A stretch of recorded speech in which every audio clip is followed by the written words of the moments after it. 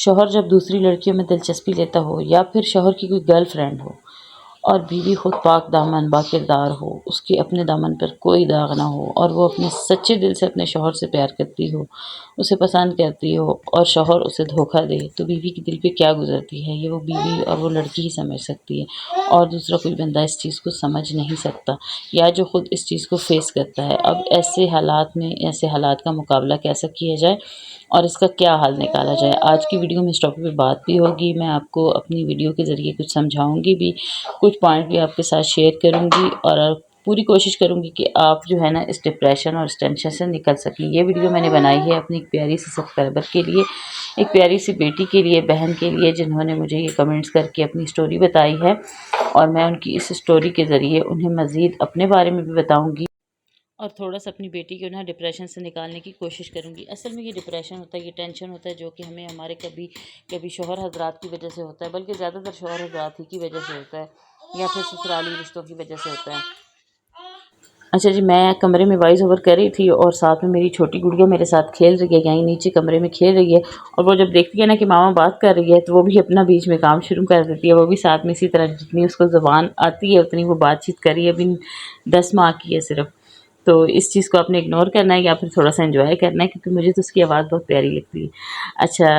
آتے ہیں جی اپنے موضوع کی طرف، اور السلام علیکم مائی یوٹیوب فیملی، میری پیاری پیاری بہنیں بیٹیاں جہاں رہیں خوش رہیں آباد رہیں، اور سب سے پہلے آپ لوگوں سے ایک چھوٹی سی ہمیشہ کی طرح کی ریکویسٹ ہے کہ ویڈیو کو لائک کر دیں اور چینل کو سبسکرائب کر دیں۔ اگر ویڈیو اچھی لگے تو ویڈیو کو لائک کریں لیکن چینل کو سبسکرائب لازمی کر دیں، اور بہت ساری بچیوں نے میرے چینل کو سبسکرائب تو کر دیا ہے لیکن جتنے سبسکرائبر ہیں اس کے حساب سے ویوز نہیں آ رہے، وہ ساری میری جو سبسکرائبر ہیں پتہ نہیں کہاں غائب ہو گئی ہیں، ایک ویڈیو دیکھی اس کے بعد کوئی ویڈیو نہ سنی نہ سمجھی نہ دیکھی، تو کہاں ہے بھائی میری پیاری پیاری ساری سی شہزادیاں؟ تو ذرا میرے چینل کا وزٹ کریں، آپ ہی کی وجہ سے میں موٹیویٹ ہوتی ہوں اور میں نئی ویڈیو بناتی ہوں، اور جب آپ ہی مجھے جو ہے موٹیویٹ نہیں کریں گی تو میں کیسے ویڈیو بناؤں گی؟ تو یہاں پہ جی یہ میری پیاری سی سبسکرائبر کا میسج کمنٹ ہے، یہ کہتی ہیں کہ میرے ہسبینڈ بظاہر بہت اچھے ہیں لیکن جب ان کی شادی ہوئی تو ان کی ایج 17 سال کی تھی، اور ہسبینڈ کسی اور کو پسند کرتے تھے، لیکن شادی گھر والوں نے ان کی نہیں ہونے دی، ان سے کرا دی زبردستی، اور اس کے بعد جو ہے ہسبینڈ پہلی رات بھی اپنی پہلی محبوبہ سے ہی باتیں کرتے رہے، اور اس کے بعد بھی ان کا کافی عرصہ تک ان سے رابطہ رہا۔ اب جب اس لڑکی کی شادی ہوئی ہے تو انہوں نے اس کی جان تو چھوڑ دی ہے، لیکن یہ ہے کہ ابھی سیڈ سانگ سنتے ہیں، ٹھیک ہے۔ تو یہ میری پیاری سی بیٹی نے مجھے کمنٹ کیا اور کہتی ہیں کہ اب وہ بہت اچھے ہیں، سب کچھ ان کا چھوٹ گیا ہے لیکن سیڈ سانگ سنتے ہیں، لیکن میرے دل میں یہ گلٹ ہے اور ہر وقت مجھے جو ہے نا اس چیز کا دکھ رہتا ہے کہ کاش میں بھی کسی کی محبت ہوتی، کسی کی پسند ہوتی کوئی، تو میں جو ہے نا میں بھی ان کو اس طرح جیلس کرتی، ان کو تکلیف پہنچاتی، تاکہ انہیں پتہ ہوتا کہ اگلے بندے کی تکلیف کیا ہوتی ہے، اور وہ خود پاک دامن ہے، ان کا خود کا اپنا کوئی ایسا کریکٹر نہیں ہے، تو اس لیے انہیں یہ چیز زیادہ فیل ہو رہی ہے۔ تو میری پیاری بہن اور پیاری بیٹی، سب سے پہلی بات تو یہ ہے نا کہ ایک محبت ہونا ایک فطری سا عمل ہے، یہ کسی کو بتا کے نہیں ہوتی، کسی سے پوچھ کے نہیں ہوتی، بعض اوقات نہ یہ کبھی حسن سے ہوتی ہے، بس کبھی کسی کی کوئی بھی اچھی چیز اچھی لگ جاتی ہے، کسی کی کوئی بری چیز جو ہمیں بظاہر بری لگ رہی ہوتی ہے وہ اگلے بندے کو اچھی لگ جاتی ہے۔ تو عشق اور نفرت یہ دونوں جو چیزیں ہیں نا یہ خود بخود ہو جاتی ہیں، انہیں کیا نہیں جاتا، اس پہ کسی کا اختیار نہیں ہوتا، اور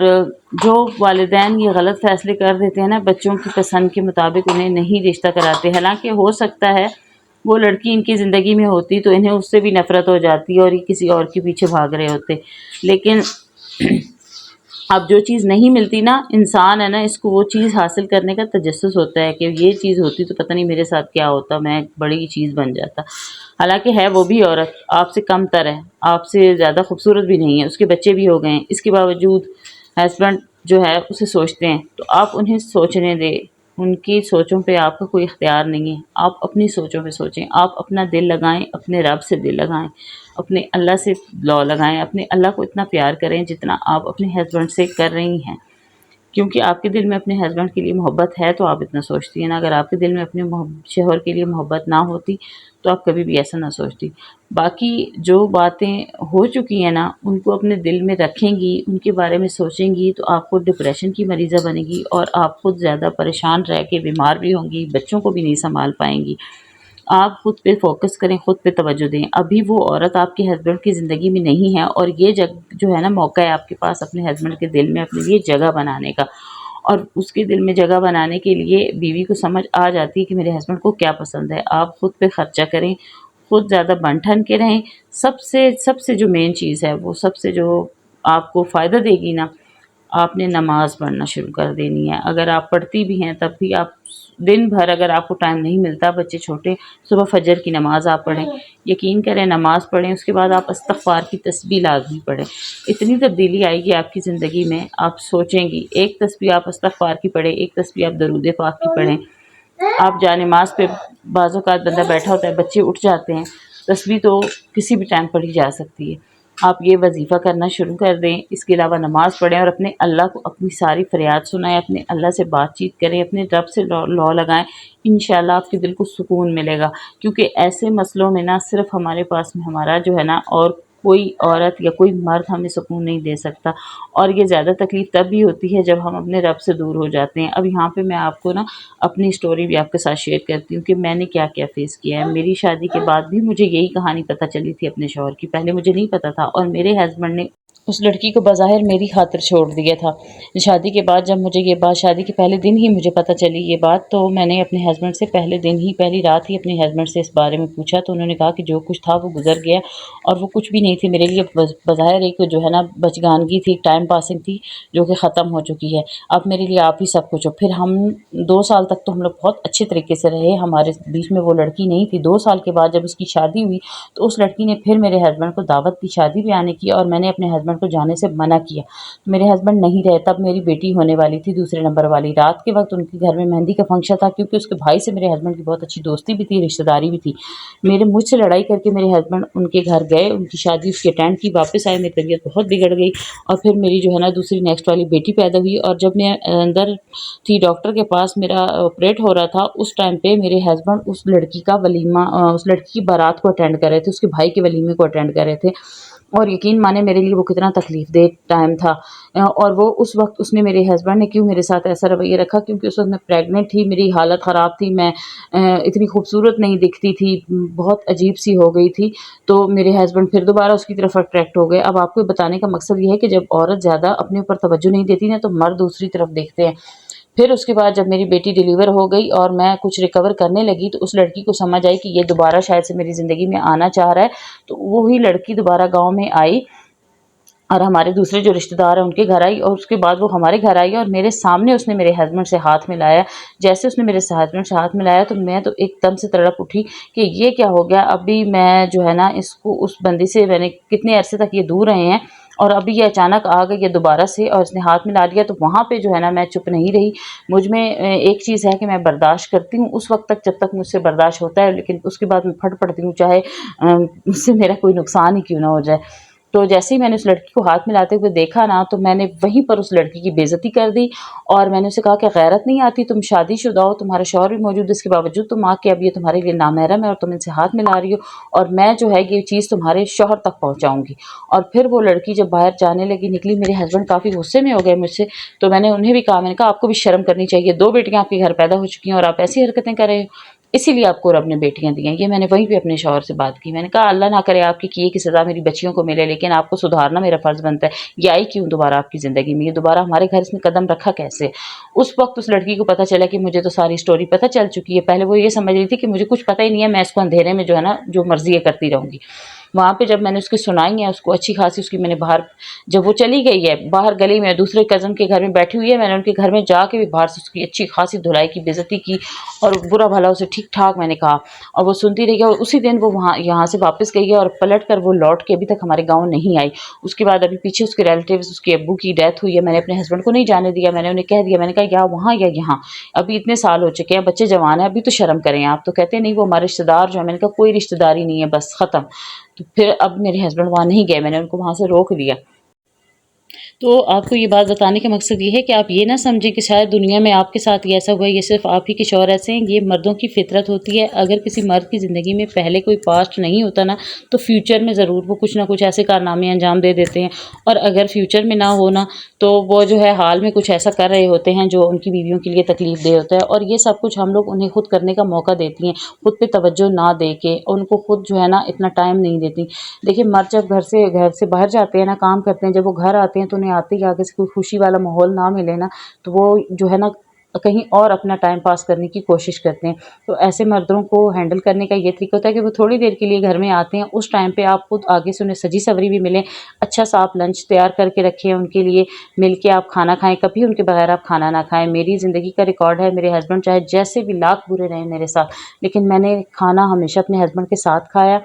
اور رات کے وقت میں تمام مسئلوں کو بھول کے سوئی ہوں۔ بھول کے کیسے سوئی ہوں کہ اگر انہوں نے مجھے نہیں بھی بلایا، مجھ سے نہیں بھی بات کی، تو پہلا قدم میں نے اٹھایا، کیونکہ ایک بندہ آپ سے جو ہے نا دور جا رہا ہے تو اسے اپنے پاس کرنے کا اپنے اندر کوئی ایک خوبی تو رکھے نا، جس کی وجہ سے وہ بندہ آپ کے قریب رہے، وہ آپ کے پاس رہے، وہ آپ سے دور نہ ہو پائے۔ تو آپ کے اندر جو خوبی ہے نا، میں جانتی ہوں وہ کیا خوبی ہے۔ آپ کے اندر خوبی ہے کہ آپ پاک دامن ہیں، آپ با کردار ہیں، آپ کوئی پاسٹ نہیں ہے، اس لیے آپ کے شوہر آپ سے دور نہیں ہو پا رہے، آپ کی عزت بھی کر رہے ہیں، آپ کے بچوں کو بھی سنبھال رہے ہیں،